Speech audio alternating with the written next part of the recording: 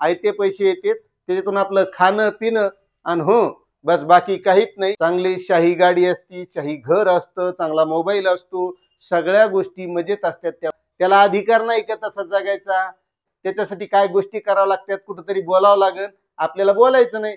शेतकरी भावांनो, महत्वाचा विषय लक्षात घ्या की आपण पीक विमा भरत कशासाठी असतो आणि तो भरल्याच्या नंतर आपल्याला कशा पद्धतीने मिळत असतो. कारण पीक विम्यामध्ये महत्वाचे असे ट्रिगर होते, ते ट्रिगर हटवलेले आहेत. तरी पण आपल्याला पीक विमा मिळावा यासाठी आपल्याला काय काय गोष्टी कराव्या लागतात आणि त्या महत्वाच्या सुद्धा असतात. कारण जे आता सध्या अतिवृष्टीमध्ये नुकसान झालं होतं त्याचं तुमच्या लक्षात आलं की आपल्याला किती नुकसान भरपाई मिळाली, नुकसान झालं किती होतं, घोषणा किती झाली होती. पीक विम्याची सुद्धा त्या माध्यमातून हेक्टरी 17,000 रुपयाची मुख्यमंत्र्यांनी घोषणा केलेली होती. आता घोषणा केली पण पीक विमा मिळतोय कसा, आता हे तुम्हाला या अगोदरच्या व्हिडिओमध्ये आपण सांगितलेलं आहे. आणि तरी पण आपल्याला त्याच्यावर विश्वास ठेवून वाटत असेल तर आता पुढे जानेवारी फेब्रुवारी मार्च पर्यंत त्याचे जे काही पीक कापणीचे उंबारठा उत्पादनाचे अहवाल आल्याच्या नंतर त्यामध्ये जर घट आली आपल्याला, मग त्यावेळेस जर खरंच दिला तर लय चांगलं झालं. पण महत्वाची एक गोष्ट आहे की जे शेतकऱ्यांचं नुकसान होत असतं, मग जी काही आता शासनानं नुकसान भरपाई जाहीर केली होती, अशा नुकसान भरपाईच्या माध्यमातून जेवढं नुकसान झालंय का तेवढं भरून कव्हात निघत नाही. तुम्ही पाहिलं असेल हेक्टरी नुकसानीला 8,500 रुपये दिले. खरंच एका हेक्टर मध्ये आपलं 8,500चं उत्पन्न होतं का? नाही. बरं खर्च किती होतोय आता हे प्रत्येक शेतकऱ्याला माहिती. त्यानंतर ते उत्पादन झालं नाही म्हणून जे काय आता पुढची रब्बीची पेरणी करायची होती त्या पेरणीसाठी सुद्धा 10,000 रुपये दिले. पण ते 10,000 रुपयेच आले का खात्यात? आता हे सगळ्याला माहिती.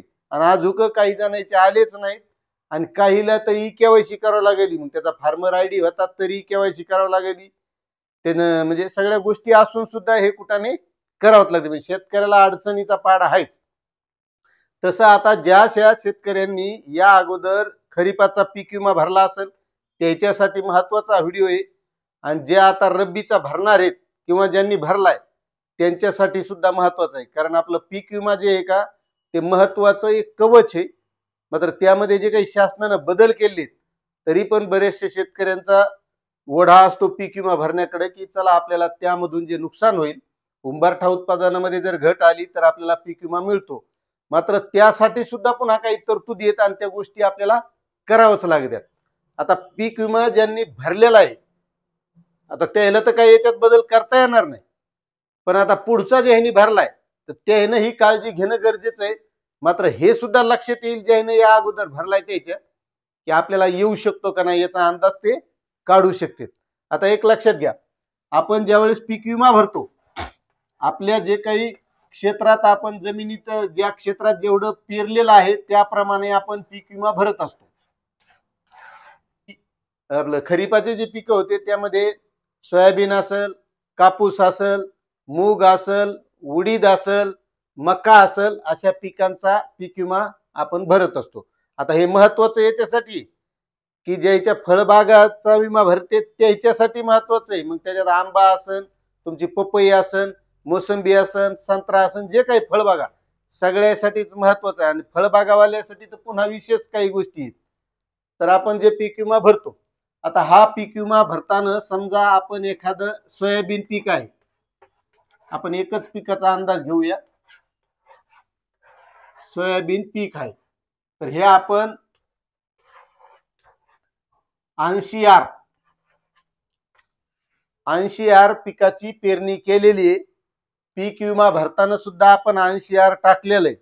पण आपल्याकडून नेमक्या काही चुका कशा होत्यात बघा. आता पेरणी करताना 80R टाकले, आपण काय वावर मोजून टाकीत नाही, ते काय अंदाज येत असते. पीक विमा भरताना बी थोडं कमी जास्त आपल्याला अशा प्रमाणे टाकावं लागते. आता 80R टाकल्याच्या नंतर आपल्याला पीक विमा आपण भरलेला आहे. याच्यानंतर आपल्याला करावं लागते ई पीक पाहणी. आता ई पीक पाहणी करताना बऱ्याच जणांकडून काय होतंय,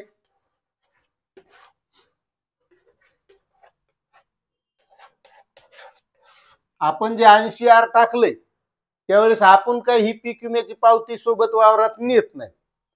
मग तिथं पीक पाहणी करताना नाही तर एखाद्या वेळेस भरणारा वेगळाच असतो आणि ई पीक पाहणी करणारा वेगळाच असतो.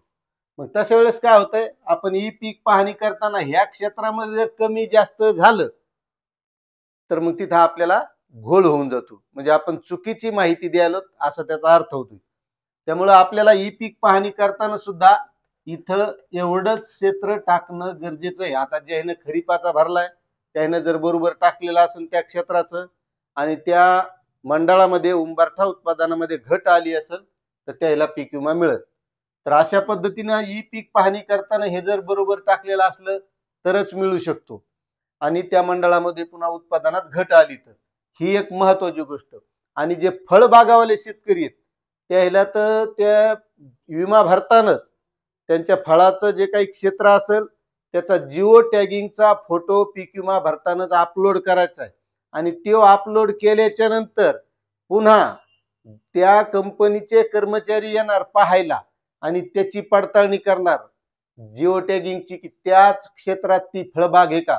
मग त्याच्यात आंबा असू, तुमची मोसंबी असू, पपई असू किंवा कोणतं जे कोणते फळबागा असतील, वेगवेगळ्या जिल्ह्यात वेगवेगळ्या फळबागांचे विमे उतरवले जातात.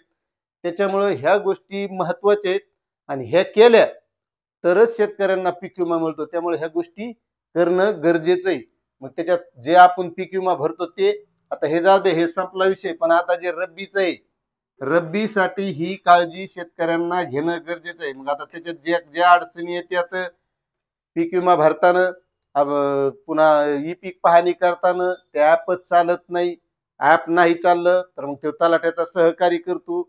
मात्र तो सहकारी करताना ते काय आपल्याला माहित नसते, कारण त्याला माहित नसते आपण पीक विमा किती भरलाय आणि तो किती टाकायला याचा ताळमेळ नाही.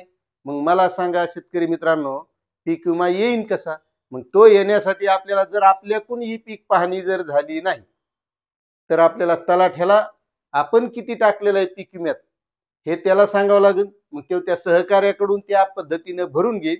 आणि महत्वाची एक गोष्ट आहे, आपल्याला काही बी सरकारनं काही बी नियम लावले ते पीक पाहणी चलन पीक विम्यात बदल केले आपण काहीच म्हणणार नाहीत, कारण आपल्याला ती सवय लागलेली आहे. आपल्याला जे सांगितलं ते आपण गपचीप सहन करतो, त्यावर आपण बोलतच नाही.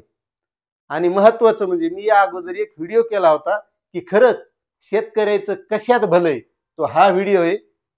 मात्र कोणत्याच शेतकऱ्यानं तो तेवढा पाहिलाही नाही आणि त्यावर विचारही केला नाही, कारण आपल्याला खरी गरज काय हे आपल्या लक्षातच आलेलं नाही. हे पीक विमा, अतिवृष्टी, नुकसान भरपाई हे मिळून मिळून मिळतंय किती. जोपर्यंत शेतीमालाला भाव भेटत नाही तोपर्यंत तुम्ही कितीही मेहनत केली तर तुमच्या मेहनतीचा काहीच फायदा नाही. मात्र आपल्याला सवय लागली, पीएम किसान योजना, नमो शेतकरी योजना, लाडकी बहीण, अतिवृष्टी का होती अशी माहिती टाकली की भरभरून बघते. आणि मला हे वाटतंय बस तेवढीच माहिती द्यायचा. शेतकरी ना त्या शेतकरी संघटनेचे नेते जोशी साहेबांना प्रयत्न केले, त्याची हयात घातली आणि आताही बरेच नेते आहेत, मी कोणाचं नाव घेत नाही आता उगत, पण बरेच नेते आहेत त्याला वाटतंय की शेतकऱ्याचं अशा प्रकारे भलं व्हायला पाहिजे, ह्या गोष्टी करायला पाहिजे, त्या गोष्टी करायला पाहिजे. मात्र ते फक्त नेतेच तिकडं आंदोलन करते, तेच उपोषण करते, तेच भानगडी करते. मात्र शेतकरी पाहिजे तेवढे त्याच्या पाठीमागे उभं राहत नाहीत. हेच आजचं वास्तव आहे. कारण आपल्याला सवय लागलेली आहे, त्या आयते पैसे येतात त्याच्यातून आपलं खाणं पिणं आणि हो बस, बाकी काहीच नाही. शिल्लक आपलं काहीच राहीन. त्याचं मेन कारण हे, आणि त्या व्हिडिओमध्ये मी हेच सांगण्याचा प्रयत्न केलाय की जसे बाकीचे लोक चांगलं जीवन जगत आहेत, चांगली शाही गाडी असती, शाही घर असतं, चांगला मोबाईल असतो, सगळ्या गोष्टी मजेत असतात, त्यामध्ये नोकरीवाला असेल, व्यापारी असेल, उद्योजक असेल, राजकारणी असतील. मग तसं शेतकऱ्यानं जीवन जगू नाही का, त्याला अधिकार नाही का तसा जगायचा. पण आपल्याला ती सवयच नाही ना, आपल्याला ते करायचंच नाही ना. त्याच्यासाठी काय गोष्टी कराव्या लागतात, कुठंतरी बोलावं लागेल. आपल्याला बोलायचं नाही, आपल्याला जे आहे ते आले योजनेचे पैसे तेवढे घ्यायचे, खायचं प्याचं, एवढंच आपलं काम आहे बस. याच्या व्यतिरिक्त काही नाही. आलं असेल लक्षात तुम्हाला तर याबद्दल काय वाटत आहे नक्कीच कमेंट करा. चॅनलवर नवीन असाल तर सबस्क्राईब करा, व्हिडिओला लाईक करा आणि जास्तीत जास्त शेअर करा. धन्यवाद.